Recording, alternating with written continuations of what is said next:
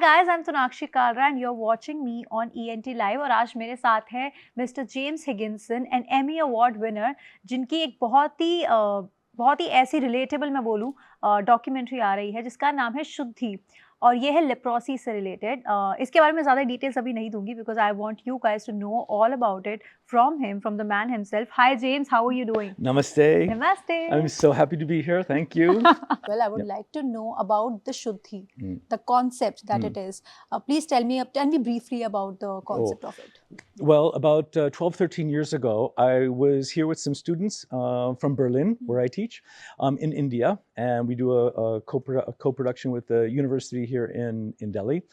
And when I had free time, I started to travel. And I'm an intuitive, curious person. I just love to travel around. So I was looking at Rajasthan. I was in Jodhpur, and where I was staying, the man said, I'm going tomorrow to give some food to some leprosy people at an ashram. And I said, can I go? And he said, well, of course. So I went and I spent a few hours and talked with them, and they told me their stories through a translator. And it was December and they needed blankets and it was very cold. I said, well, let's go buy blankets. So we went out and we bought 100 blankets and distributed them the next day. And then when I was distributing them, they talked a little bit more about their stories. And this was the first time I'd ever been exposed to leprosy and people that were suffering from leprosy. And I was learning about the drug treatment program and all of this. And I said, there has to be something more that has to be done. This should be eradicated in our lifetime because the MDT program is there. I said, so when I have time, I'm going to come back and I'm going to create something to help you. And then it took 12 years before I retired from Hollywood. And then certain things happened. And then it was at the top of my list once I finished. So I started almost 3 years ago with the project. And came back last year and spent 4 months shooting. Who are these people in this documentary? Are these the real life patients or they are just the actors? No. These are all real life. It's a documentary hybrid in that it's documentary, but then I took the assimilation after I did interviews with all the 9 patients appear in the film, okay? 9 out of 30 that are at the ashram. And I gave them as much time as they needed. We set the cameras up and we let them talk, you know, and with my interpreter was in Mavardi, was the language. So my interpreter spoke that naturally. He was from Jodhpur. And they just told me their life stories. And then I was able to ask them questions about what happened here, what happened then, how did you feel here? And it was really interesting to hear Singara Devi, for instance, when she was diagnosed, her husband left her and kicked her out and then remarried. And Bharti Bai, her story is that when in the village where she was, when they found out that she had it, they didn't want to talk with her. And she said, if someone would just say hello to me, I would be happy. And Danji, the main character in the film, God bless him, he is such a wonderful soul. He was, his mother had leprosy and he came to the ashram with her. And then a number of years later, he developed it. And he spent 50 years of his life, he's 74 now, he spent 50 years at the ashram in the hospital. On the inside, they're all the same. But on the outside, because of what's happened in their life, they're differently capable. Though different, we're all together as drops in the river flowing into our beyond. And that's the main message of Shuddhi, is that we're all together. There shouldn't be a separation between the disabled and the normal people. We must find a way to be inclusive, you know, because now leprosy is not a disease that it's a disease of no consequence, in that you have the MDT program, and which is one of the reasons I did the film, to also raise awareness so more people can be tested so that they can be taking the drug program. And then they're included in society without, you know, there's no physical disabilities any longer because people are found to have the disease much earlier. It's earlier detection. So actually the thing is that in 2005, India was declared leprosy eliminated. Yes. Why do you think people will consider this documentary significant now? Well, in 2005, yes, it was decreed that it was eradicated. Unfortunately, this is not the case. Leprosy, I'm not a doctor, okay? I'm not a medical professional.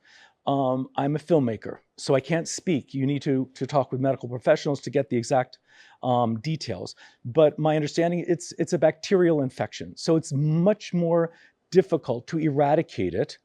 And right now, I think they do a Prep Plus Plus program as a pilot program to identify areas or villages where there may be an outbreak. And I think they're preparing to create a blanket program in the next few years that will cover more of India to identify the areas. And there should be no shame. There should be no stigma around the fact that you have leprosy. You can just take the pills for 1 year, and for all of your family members. If I have it, I take the medication for 1 year and I'm cured. Yeah. And all of my family members or the people that are in contact with me, they take it for 6 months and they will never develop it. So it's a very simple solution. We just need to get past this fear and ignorance of the stigma. Okay. So if we actually look at your filmography, let's talk a bit about your journey as well. Okay. You mostly take up the real life, real world projects. Mm-hmm. Why is that so? And I think it comes back to when I was in high school. There was a course called Man's Inhumanity to Man, and it was an elective. And in that course, the teacher talked about how humans can be either supportive or non-supportive of each other, and pointed out different ways that the human experience is pushing down other humans. And this affected me. I said, this is not right. I need to take a stand and stand for things that I see need to be corrected. Yeah. So my first big project as an artist was called Portraits of Violence. It's a photo essay, it's a book, 14 stories of domestic violence in America. 14 different stories. And I shot them as still pictures because it's a little bit more powerful and impactful. I shot them with actors as though I was shooting 14 separate films, but only still pictures. And I looked at the different aspects of domestic violence in American culture because I'm anti-gun, I'm anti-violence. There is no reason for people to kill each other. Yeah. There is no reason, seriously, for people not to support and love one another. Yeah, true that. You also wanted to do medicine, but then you left it and became a filmmaker. What's the story behind that? Okay, well, this may get the parents in the audience a little bit upset. Okay, I love my parents. My parents were extremely supportive. Yeah. They wanted me to be a doctor. Okay, I loved animals, so I was in a pre-vet program at Penn State in college, and I realized in the third year I took an elective that was watercolor, and the teacher said, "What is your major?" And I said, "Oh, I'm going to graduate next semester in biology." He said, "Kid, you're in the wrong major. You are an artist." And I'd always painted and drawn since I was a little kid. And I said, I really want to be an artist. So I finished my degree and I started working. I was working in Boston University doing cancer research for 2 years, but at night I would go to art school. And I put a portfolio together and I said, if I applied to the most difficult school in the US for design, and I said, if I get in, I'm going to quit my job at Boston University and go and become an artist. I can always come back and do research. So it happened. I got in and I quit my job. And you can hear imagine the conversation with my father, hi Dad, yeah, I'm moving to California where I've never been before and going to art school. Yeah. What? They were just worried about me. But I said, don't worry, it'll be fine. And I went and I never looked back. Yeah. I've been an artist from that day. But always a scientist at heart.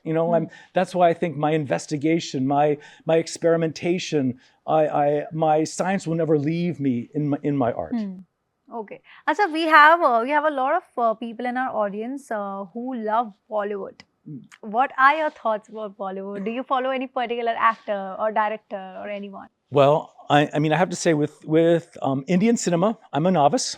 Okay. Which I'm very sorry to say, but I am starting to work my way through like Sanjit Ray's huge portfolio of films. Yeah. And last night I even watched Singh's Celluloid Man, which is an amazing piece. But Bollywood, like RRR, of course, huge last year, huge. Yeah. People dancing in the aisles in America. I mean, it was such a celebration. Yeah. I mean, I know you're an actress. Have you ever been in a Bollywood film? I have done a few shows. You have? Yeah, I have. I've done a few short films as well, music video as well. But did you get to dance and things like this? Unfortunately not. Oh. But there was a dance, there was a sequence, like a song sequence that was written for me in one short film. No. Yeah. No, you have to send me the link, please. I'll show you that. Because because I thought, you know something, as I've been watching them, I'm like, gosh, you know, I have a little bit of acting behind me, also, you know, like performance type of thing. I said, you know, like if I take my hat off and my glasses, could I be a good bad guy? What do you think? Yeah, I mean, I guess an so. American bad guy in a Bollywood film? I mean, this could be fun, right? Yeah. I mean, that's like a dream. Yeah. That would be a dream for Yeah. that to happen. But I would love to grow. I'm always, my idea is that, okay, I was a scientist, and then I was a painter, and then I was a photographer, and I worked for 30 years in film professionally, and now I'm a filmmaker, and I'm always growing. You know, life, we only have one shot in life, so you got to keep growing and changing and developing and be curious. So I'm like, I'm curious. Yeah. But if you get a chance to direct a Bollywood film, like a typical Bollywood commercial film, Oh my God. who would you like to direct? Like any actor that you really admire? I would like to, I don't know their names, unfortunately. I'm so sorry. Yeah. But I would like to direct some kids that are like 10 to 15 years old, because that energy, you know, can be explosive on the screen. Not someone that, I can't say that it would be horrible to have someone that was more traditionally professional and older and established, but I think that age is where, you know, you can really influence. And that's what I love, working with students. I love working with kids, you know, and my message is always, what do you want to say? Yeah. You know, don't be afraid. You know, you can stay in your box, you can stay in your area, but always look for the angle. You know, if something touches your heart, if the story touches your heart, find a way to tell that story. You know, what is special for you? You have a voice. Media, this media is amazing. You know, the reach and the power that is here to change lives for the better. And that's also what I like to inspire kids with, is this idea of creating hope. Yeah. You know, bringing us into a better future and not being divisive, being inclusive, you know? Yeah, that's great. And I also agree with you that kids have some different energy altogether. Yeah. They come with so much, you know, like they come with an intention to learn and grow and have fun also. Yeah. So that's great.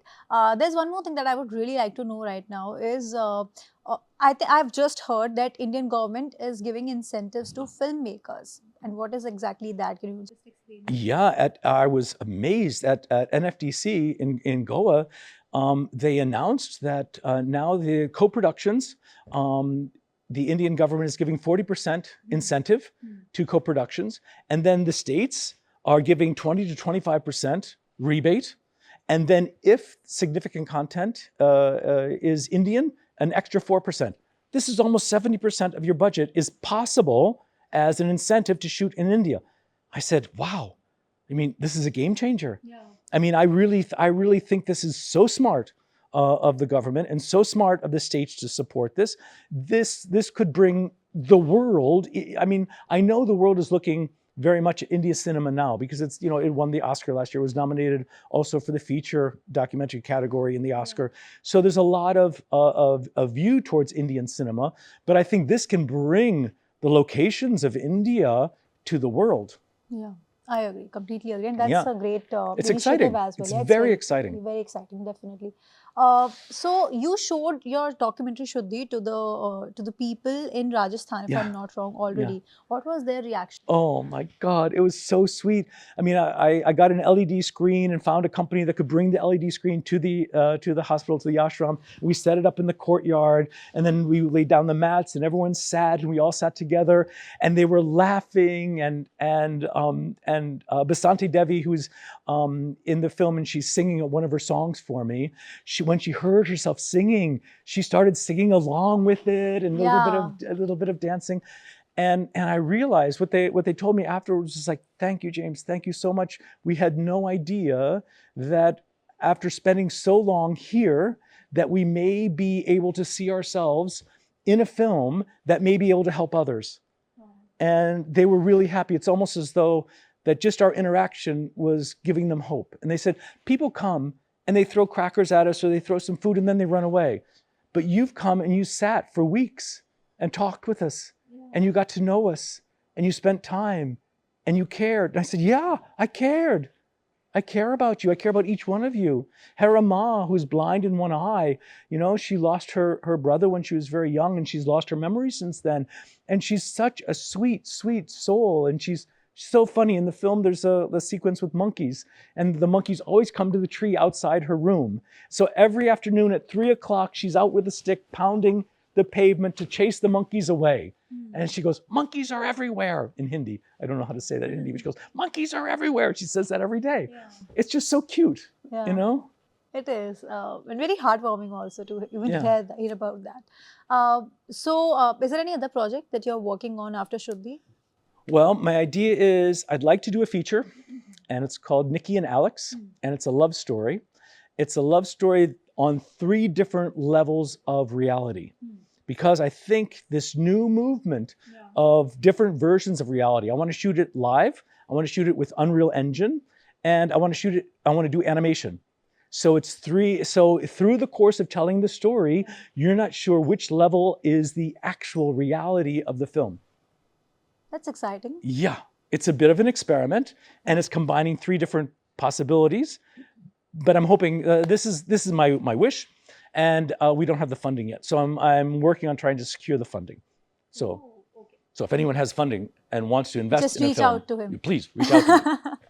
All right. And looking forward to that, of course. Thank you. But let's root for Shuddhi, and all the very best to Jameson for that as well. And thank you very much for giving us time. It was a pleasure chatting with you today. It's my pleasure to be here with you. Thank you. Thank you.